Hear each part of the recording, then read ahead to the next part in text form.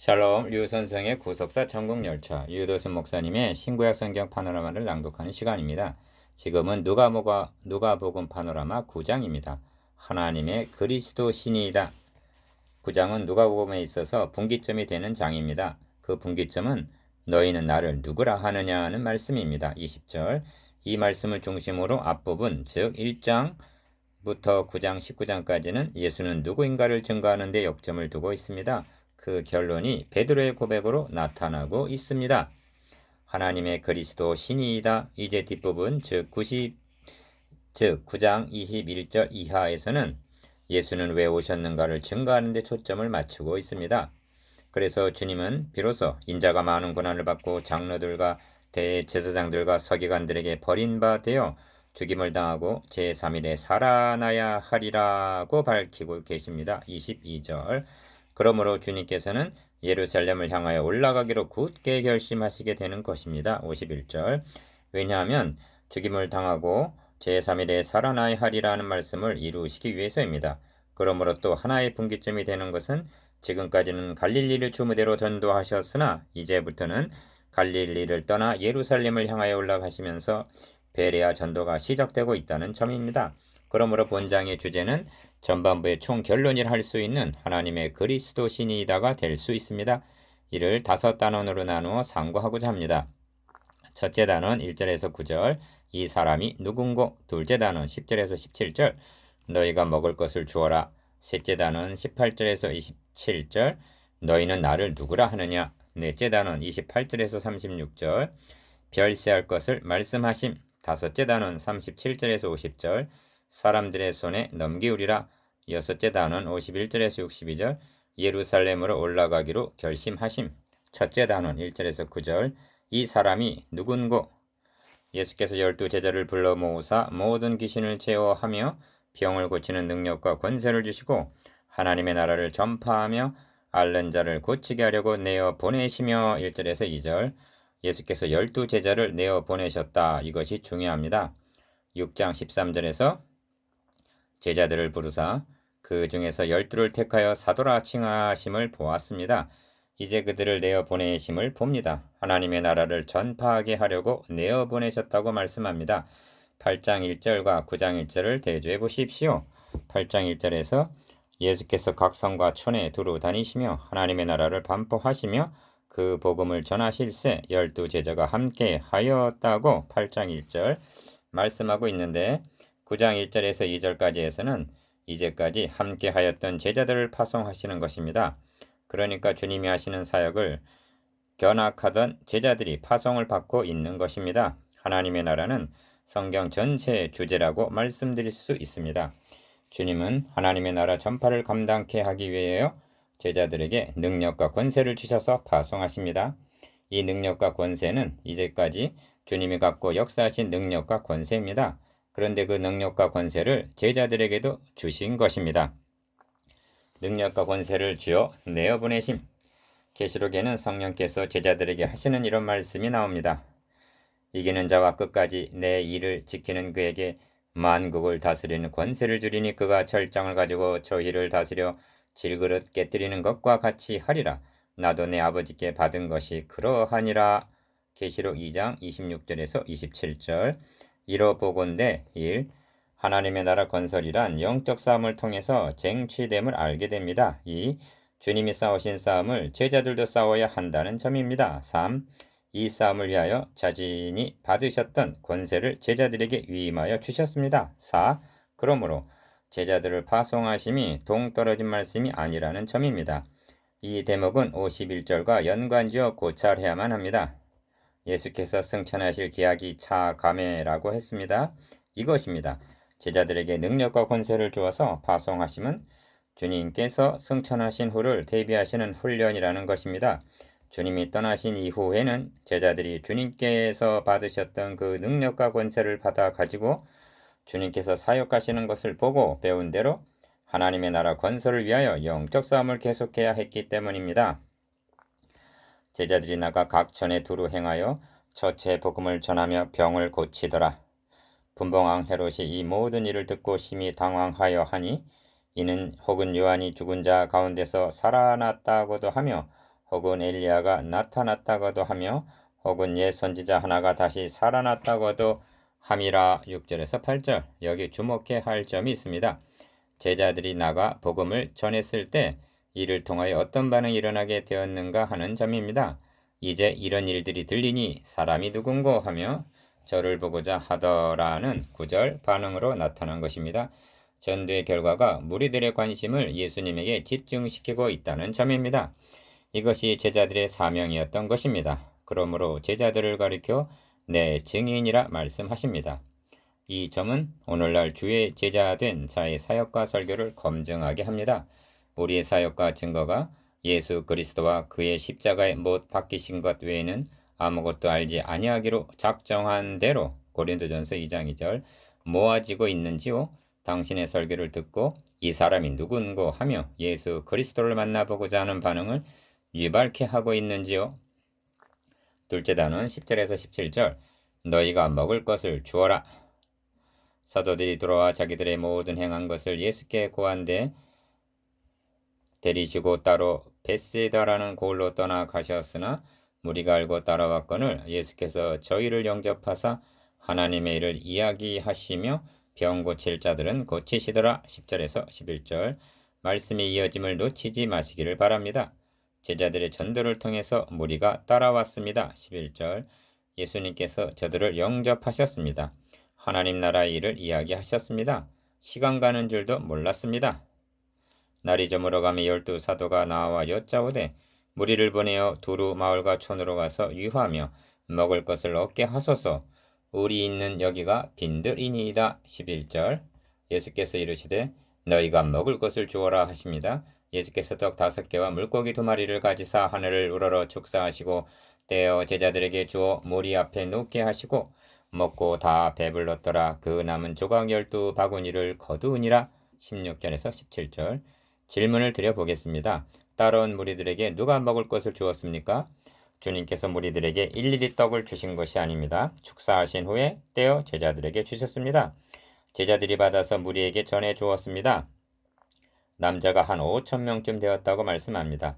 12 제자가 5,000명에게 나누어 주려면 부지런히 수고하였을 것입니다. 그러나 힘이 드는 줄도 모르고 신바람이 났을 것입니다. 배불리 먹고도 12바구니가 남았습니다. 너희가 먹을 것을 주어라. 결국 무리에게 먹을 것을 준 것은 제자들이었습니다. 그러나 자신들의 것이 아니었습니다. 주님이 주시는 것을 받아서 나누어 준 것뿐입니다. 이것이 하나님 나라의 일이었습니다. 주님은 말씀하십니다. 지혜 있고 진실한 청지가 되어 주인에게 그 집 종들을 맡아 때를 따라 양식을 나누어 줄 자가 누구냐? 주인이 이를 때 그 종에 이렇게 하는 것을 보면 그 종이 복이 있으리로다. 내가 참으로 너희에게 이르노니 주인이 그 모든 소유를 저에게 맡기리라. 만일 그 종이 마음에 생각하기를 주인이 더디오리라 하여 노비를 때리며 먹고 마시고 취하게 되면 생각지 않은 날 알지 못하는 시간에 이 종의 주인이 이르러 엄히 때리고 신실치 아니한 자에 받는 줄에 처하리니 주인의 뜻을 알고도 예비치 아니한 종은 많이 맞을 것이요 알지 못하고 맞을 일을 행한 종은 적게 맞으리라. 무릇 많이 받은 자에게는 많이 찾을 것이요 많이 맡은 자에게는 많이 달라 할 것이니라. 12장 42절에서 48절 주님께서 승천하신 후에 세상에 남겨두고 가신 제자들은 이 사역을 계속해야만 했던 것입니다. 주님께서 다시 오시는 그날까지. 셋째 단원 18절에서 27절 너희는 나를 누구라 하느냐? 예수께서 따로 기도하실 때 제자들이 주와 함께 있더니 물어 가라사대 무리가 나를 누구라고 하느냐? 18절 무리들의 반응을 7절에서 8절까지 해서 이미 대한 바입니다. 그들은 죽은 세례 요한이 살아났다고도 하고 혹은 엘리야가 나타났다고도 하고 더러는 옛 선지자 중에 하나가 살아났다고 하나이다. 19절 그렇다면 너희는 나를 누구라 하느냐고 물으십니다. 20절 무리가 문제가 아니라 제자들이 문제입니다. 우리는 8장 25절에서 주님께서 광풍을 꾸짖으시니 잔잔해지는 것을 보고 제자들이 저가 네게 바람과 물을 명함에 순종하는고 하더라는 말씀을 대한 바가 있습니다. 그렇다면 오병 여러 5,000명을 먹이시고도 12바구니를 거두는 것을 보면서 제자들은 예수님을 누구라고 알아갔을까요? 이것입니다. 복음서에 나오는 기사와 이적들은 너희들도 이렇게 행할 수 있다는 모범을 보이심에 강조점이 있는 것이 아닙니다. 예수가 누구인가? 이를 알기를 원하시는 표적이었던 것입니다. 주님은 말씀하십니다. 내게는 요한의 증거보다 더 큰 증거가 있으니 아버지께서 내게 주사 이루게 하시는 역사 곧 나의 하는 그 역사가 아버지께서 나를 보내신 것을 나를 위하여 증거하는 것이요. 요한복음 5장 36절. 헤롯도 이 모든 일을 듣고 이 사람이 누군고 합니다. 9절. 베드로는 고백합니다. 하나님의 그리스도 신이이다. 이는 베드로가 제자들을 대표해 한 고백이요. 이제까지의 총 결론이라고 볼 수 있습니다. 주님께서는 이 고백을 얼마나 고대하고 계셨을까요? 이는 주님께서 12제자를 부르자마자 내어보내심이 아니듯이 이 고백은 하루아침에 되어진 일이 아니었습니다. 비로소 순환을 예고하심. 이 고백을 들으신 주님께서는 그렇다면 하나님의 그리스도께서 왜 오셨는가 하는 새로운 단계로 제자들을 인도하십니다. 인자가 많은 고난을 받고 장로들과 대제사장들과 서기관들에게 버림받아 죽임을 당하고 제3일에 살아나야 하리라. 22절. 이 점을 마태와 마가복음의 병행 구절에서는 제자들에게 비로소 가르치시니라고 하여 비로소라고 말씀합니다. 마태복음 16장 21절, 마가복음 8장 31절. 주님은 이 비밀을 신앙 고백을 들으신 후에야 비로소 제자들에게 공개하셨던 것입니다. 이것이 복음서의 분기점입니다. 이 말씀을 듣고 제자들의 놀라움이 어떠했겠습니까? 만일 신앙을 고백하게 이르기 전에 주님께서 죽으실 것을 발표하셨다면 다 돌아가고 말았을 것입니다. 마태복음에서는 베드로가 예수를 붙들고 주여 그리 마옵소서 이 일이 결코 주에게 미치지 아니하리이다 하고 마태복음 16장 22절 가난 것을 기록하고 있습니다. 그들을 향하여 주님께서는 아무든지 나를 따라오려거든 자기를 부인하고 날마다 자기 십자가를 지고 나를 따를 것이니라. 누구든지 자기 목숨을 구원코자 하면 잃을 것이요 누구든지 나를 위하여 자기 목숨을 잃으면 구원하리라고 말씀하십니다.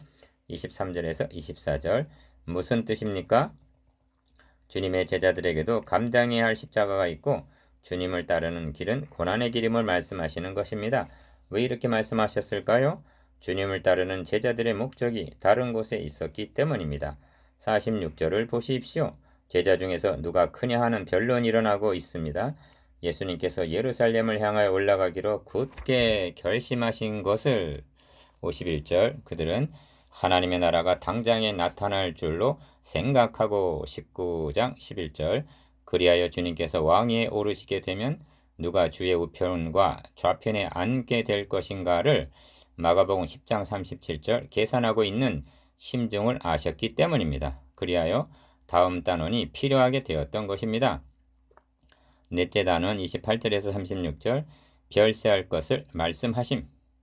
이 말씀을 하신 후 8일쯤 되어 예수께서 베드로와 요한과 야고보를 데리시고 기도하시러 산에 올라가사 기도하실 때 용모가 변화되고 그 옷이 휘어져 광채가 나더라. 28절에서 29절. 이 말씀을 하신 후 8일쯤 되어라는 묘사는 변화산 사건의 앞 단원의 말씀과 관련이 있음을 의미합니다. 그렇다면 앞 단원의 어떤 말씀과 관련이 될까요? 다시 말씀드리면 변모하시는 장면을 보여주셔야만 했던 이유가 어디에 있는가 하는 점입니다. 첫째로 주님께서 비로소 말씀하신 죽임을 당하고와 관련이 있습니다. 문득 두 사람이 예수와 함께 말하니 이는 모세와 엘리야라. 영광 중에 나타나서 장차 예수께서 예루살렘에서 별세하실 것을 말씀하실세라고 합니다. 30절에서 31절. 세 분이 회후하여 말씀하신 주제는 예수께서 장차 예루살렘에서 별세하실 것이었습니다. 모세와 엘리야는 율법과 선지자를 대표하는 자로서 이 시점에서 구약을 대표하여 주님께 나타난 것이라 볼 수가 있습니다. 이는 무엇을 의미하느냐 하면 구약의 중심은 메시아 그리스도시요 그리스도의 사역의 핵심은 별세 곧 죽으심에 있음을 뜻합니다. 인류의 구원은 구약으로 이루려 하시다가 안 되니까 신약으로 이루시는 것이 아닙니다. 율법으로 이루시려다가 안 되니까 복음을 주신 것이 절대 아닙니다. 그렇다고 인류의 구원이 그리스도께서 이 땅에 오신 것만으로 이루어지는 것은 아닙니다. 교훈과 기사와 이적으로 가능한 것도 아닙니다. 인류의 구원은 오직 그리스도의 대속적인 죽으심에 있는 것입니다. 변화산의 계시 둘째로 제3일에 살아나야 하리라 하신 부활과 관련이 있습니다. 주님의 용모가 변화되고 그곳이 휘어져 광채가 나더라는 29절 말씀은 인자도 자기와 아버지와 거룩한 천사들의 영광으로 올 때에 하신 26절 그리스도의 부활과 재림의 영광을 잠시 보여주신 계시 사건이었던 것입니다. 셋째로 너희는 나를 누구라 하느냐고 하신 주님의 정체성과 관련이 됩니다. 구름 속에서 소리가 나서 가로우되 이는 나의 아들 곧 택함을 받은 자니 너희는 저희 말을 들으라고 하십니다. 35절 이는 예수가 누구인가 하는 정체성과 관련이 되는 말씀입니다. 주님께서도 또한 나를 보내신 아버지께서 친히 나를 위하여 증거하셨느니라고 말씀하셨습니다. 요한복음 5장 37절 아버지의 증거는 3번 있었는데 세례를 받으실 때와 변화산상에서와 십자가를 앞에 놓고 기도하실 때입니다. 요한복음 12장 28절 이 시점에서 어찌하여 아버지의 친히 증거하심이 필요하게 된 것일까요? 이 점을 34절에 이 말할 즈음에와 결부시켜 생각해 보십시오. 이 말이란 두 사람이 떠날 때 베드로가 예수께 여짜오되 주여 우리가 여기 있는 것이 좋사오니 우리가 초막셋을 질 때 하나는 모세를 위하여 하나는 엘리야를 위하여 하사이다라고 33절 말한 것을 가리킵니다. 이 말을 할 즈음에 구름이 와서 저희를 덮는지라 구름 속으로 들어갈 때 저희가 무서워하더라고 합니다. 그리고 구름 속에서 이는 나의 사랑하는 아들 곧 택함을 받은 자니 너희는 저의 말을 들으라는 음성이 들려온 것입니다. 이는 주님의 변화하시는 모습을 목격한 증인들인 베드로, 요한, 야고보에게서 아직도 예수님이 누구시며 왜 오셨는가를 인식하는데 결함이 있음이 나타났기 때문입니다. 너희는 저의 말을 들으라.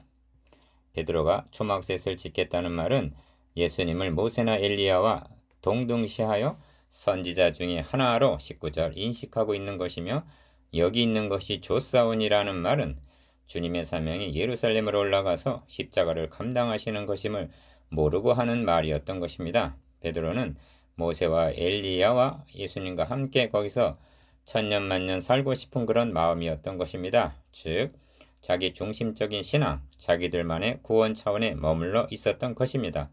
그러므로 하나님께서 너희는 저의 말을 들으라고 35절 친히 증거하시게 이른 것입니다.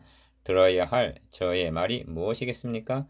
좁은 의미에서는 22절에서 26절까지의 말씀, 즉 주님이 받으실 고난과 나를 따라오려거든 자기를 부인하고 날마다 자기 십자가를 지고 나를 좇을 것이니라고 하신 말씀입니다. 훗날 베드로는 순교를 목전에 둔 시점에서 내가 이 장막에 있을 동안에 너희를 일깨워 생각하게 함이 옳은 줄로 여기노니 이는 우리 주 예수 그리스도께서 내게 지시하신 것 같이 나도 이 장막을 벗어날 것이 임박한 줄을 알미라. 내가 힘써 너희로 하여금 나의 떠난 후에라도 필요할 때는 이런 것을 생각나게 하려 하노라. 베드로후서 1장 13절에서 15절 하고 변화선상의 경험을 증언하고 있습니다. 그렇다면 변화선상의 경험이 어떤 점에서 혼란 중에 있는 성도들을 일깨우는데 유익이 되는 것일까요? 앞에서도 말씀드린 대로 변화산의 계시 사건은 1. 예수는 누구이신가와 2. 왜 오셔야만 했는가? 다시 말씀드리면 죽으신가 부활 승천과 영광 중에 다시 오심을 확증시켜 주는데 결정적인 증거가 되었던 것입니다. 우리 주 예수 그리스도의 능력과 강림하심을 너에게 알게 한 것이 건교히 만든 이야기를 좇은 것이 아니요 우리는 그의 크신 위엄을 친히 본 자라. 지극히 큰 영광 중에서 이러한 소리가 그에게서 나기를 이는 내 사랑하는 아들이요 내 기뻐하는 자라 하실 때 저가 하나님 아버지께 존귀와 영광을 받으셨느니라. 이 소리는 우리가 저와 함께 거룩한 산에 있을 때 하늘로서 나옴을 들은 것이라 고 증언합니다. 베드로후서 1장 16절에서 18절 이 증언을 하게 하시려고 증인으로 세 제자를 대동하셨던 것입니다. 이제 예수님의 정체와 사명에 대하여 확신하게 되었습니까? 다섯째 단원 37절에서 50절 사람들의 손에 넘기우리라. 이튿날 산에서 내려오시니 큰 무리가 맞을세 무리 중에 한 사람이 소리질러 가로되 선생님 청컨대 내 아들을 돌아보아 주옵소서 이는 내 외아들이니이다. 37절에서 38절 주님께서 이튿날 세 제자와 함께 산에서 내려오시니 난처한 상황이 전개되고 있었습니다. 어떤 사람이 간질병에 걸린 외아들을 데리고 와서 당신의 제자들에게 내어 쫓아주기를 구하였으나 저희가 능히 못하더이다 라고 하는 것입니다. 38절에서 40절 우리는 이미 1절에서 제자들에게 귀신을 제어하며 병을 고치는 능력과 권세를 주셨음을 대한 바가 있습니다. 그러하건만 어찌하여 능히 내어 쫓지를 못하는 것일까요? 이는 주님께서 탄식하신 믿음이 없음에 41절 그 원인이 있었던 것입니다. 주님은 제자들에게 믿음이 없고 패역한 세대여 얼마나 너희와 함께 있으며 너희를 참으리오라고 하십니다. 얼마나 너희와 함께 있으며 너희를 참으리오라고 하신 말씀을 유념하시기 바랍니다. 이 말씀은 예수께서 승천하실 기약이 차감에와 51절 결부되는 말씀입니다. 이때는 공생의 말기에 해당됩니다. 주님은 떠나실 기약이 차가고 있는데 제자들에게는 아직도 자립할 믿음이 없음을 탄식하시는 말씀이었던 것입니다. 예수께서 더러운 귀신을 꾸짖으시고 아이를 낳게 하사 그 아비에게 도로 주시니 사람들이 다 하나님의 위엄을 놀라니라. 42절에서 43절 이 점에서 주목해야 할 말씀이 있습니다. 이 말을 너희 귀에 담아두라. 인자가 장차 사람들의 손에 넘기우리라고 하신 말씀입니다. 44절 이 말을 너희 귀에 담아두라. 이는 누가복음에 있어서 두 번째 순환을 예고하시는 말씀입니다. 그런데 이 말씀을 하신 시점이 중요합니다. 이 순환 예고는 저희가 다 그 행하시는 모든 일을 기이 여길세 예수께서 제자들에게 이르시되라는 43절 시점에서 하신 말씀입니다. 행하시는 모든 일을 기이 여겼다고 말씀하고 있는데 그 행하시는 일이 무엇일까요? 지금까지 행하신 모든 일을 총괄한다고 볼 수 있지만 특별히 앞에서 행하신 귀신 들린 아이를 고쳐주신 일과 산상에서 영광스러운 변모를 들 수가 있을 것입니다. 이 일로 인하여 제자들의 마음이 한껏 고무되어 기이 여기고 있을 때 이 말을 너희 귀에 담아두라고 하시면서 순환 예고를 하신 것입니다. 귀에 담아두라는 말은 마음 깊이 명심하라는 뜻입니다. 그렇다면 주님께서 이 시점에 왜 이렇게 말씀하고 계실까요? 그들은 주님께서 영광스러운 왕이 되실 것만 알았지 먼저 고난을 받으셔야 할 것을 모르고 있었기 때문입니다. 그 결과 자신들이 받을 영광만 생각했지 고난이 기다리고 있음을 몰랐던 것입니다. 여기에 결함이 있었던 것입니다. 그 결과가 제자 중에 누가 크냐 하는 변론이 일어나니로 46절 표출되었던 것입니다. 무엇 때문에 다투고 있는 것일까요? 그들에게 믿음이 있었기 때문입니다. 예수님께서 왕이 되실 것을 믿었기에 누가 크냐 하고 자리 다툼을 하고 있는 것이 아니겠습니까? 영광이라는 특권만 알고 고난이라는 희생을 모르는 믿음은 이와 같은 자기중심적이고 이기적인 오류에 빠지게 되는 것입니다. 베드로도 산 아래에서는 귀신 앞에 동료들이 고전하고 있는 줄도 모르고 여기 있는 곳이 좋사오니 하고 안주하려 했습니다. 그러므로 성경은 저희가 이 말씀을 알지 못하였나니 이는 저희로 깨닫지 못하게 숨김이 되었음이라고 45절 말씀하고 있는 것입니다. 달리 표현하면 영광스럽게 변모하신 주님, 귀신을 내어 쫓으시는 주님께서 십자가를 지셔야 한다는 것을 그들은 상상도 못했다는 말씀입니다. 누가 크냐 하는 변론을 하는 제자들에게 주님은 말씀하십니다.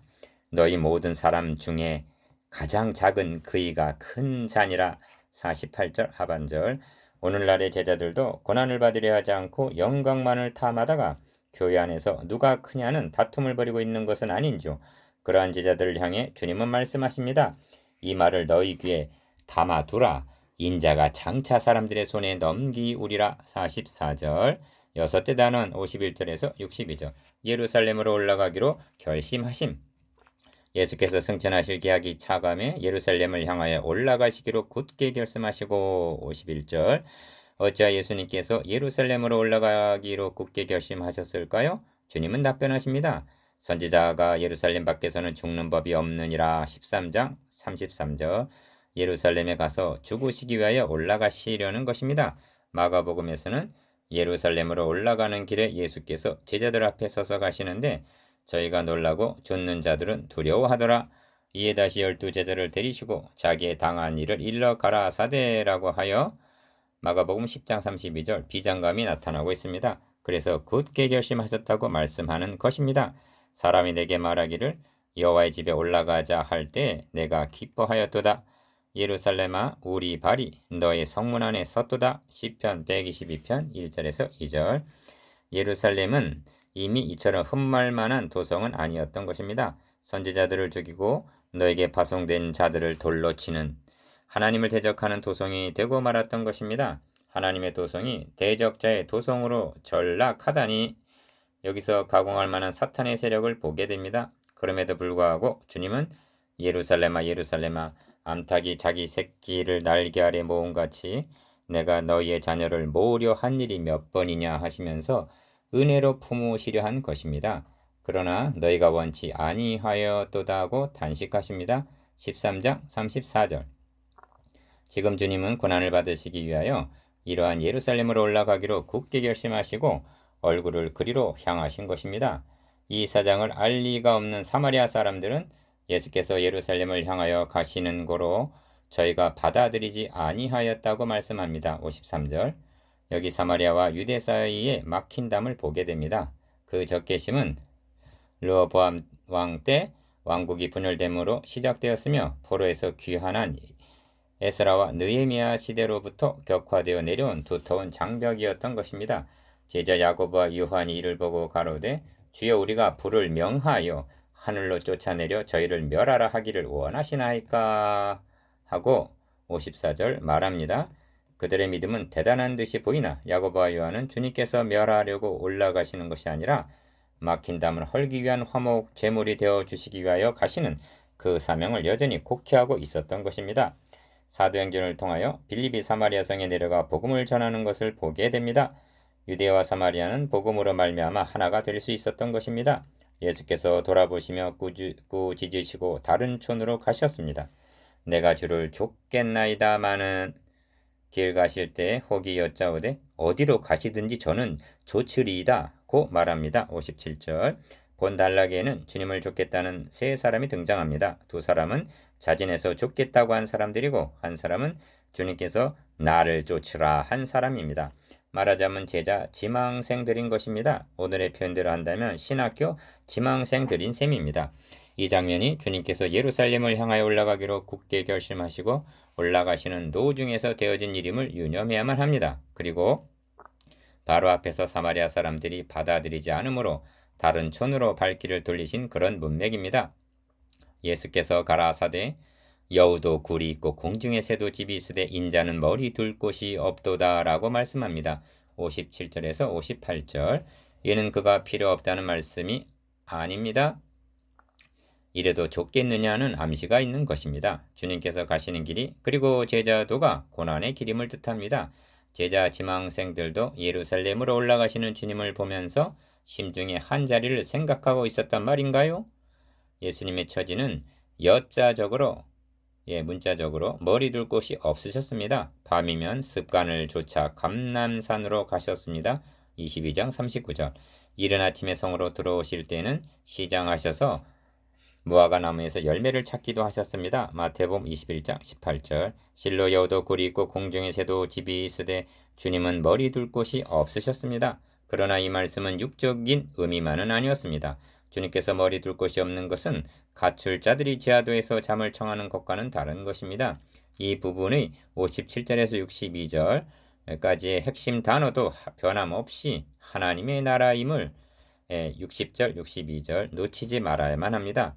9장은 하나님 나라로 2절 시작하여 하나님의 나라로 62절 마치고 있는 것입니다. 머리 둘 곳이 없으신 주님. 머리 둘 곳이 없다는 의미가 무엇일까요? 주님은 자신을 죽이려는 헤롯을 여우라고 말씀하십니다. 13장 32절. 또한 말씀을 들은 자로 하여금 믿어 구원을 얻지 못하게 하는 마귀를 길가에 떨어진 실을 먹어버리는 새에다 비유하셨습니다. 8장 12절. 이로 보건대 여우도 굴이 있고 공중에 새도 집이 있으되 하신 굴과 집이란 하나님의 나라 관점에서 본다면 그리스도를 배척하고 사탄을 추종하는 인간의 심성을 염두에 두고 하신 말씀으로 보아야만 합니다. 같은 맥락에서 죽은 자들로 자기 죽은 자들을 장사하게 하고 너는 가서 하나님의 나라를 전파하라 하는 60절 말씀도 허물과 죄로 죽은 심령을 바라보면서 하신 말씀입니다. 하나님의 나라란 머리 둘 곳이 없는 처지에 계시는 주님의 왕국을 건설하는 선한 싸움입니다. 이 싸움을 싸우고자 하는 자가 나로 먼저 가서 하고 59절 우선순위를 세상 일에 둔다든가 좁겠나이다마는 하고 61절 단서를 붙이는 자는 합당하지가 않다는 말씀입니다. 주님은 말씀하십니다. 손에 쟁기를 잡고 뒤를 돌아보는 자는 하나님의 나라에 합당치 아니하리라. 62절. 성경은 말씀합니다. 에브라임 자손은 병기를 갖추며 활을 가졌으나 전쟁의 날에 물러갔도다. 시편 78편 9절. 그러므로 바울 사도는 디모데에게 너가 그리스도 예수의 좋은 군사로 나와 함께 고난을 받을지니 군사로 다니는 자는 자기 생활에 얽매이는 자가 하나도 없나니 이는 군사로 모집한 자를 기쁘시게 하려 함이라고 명했던 것입니다. 디모데후서 2장 3절에서 4절. 세 부류의 사람에게 공통점이 있는데 한결같이 좋겠다고 말하고 있습니다. 57절, 59절, 61절.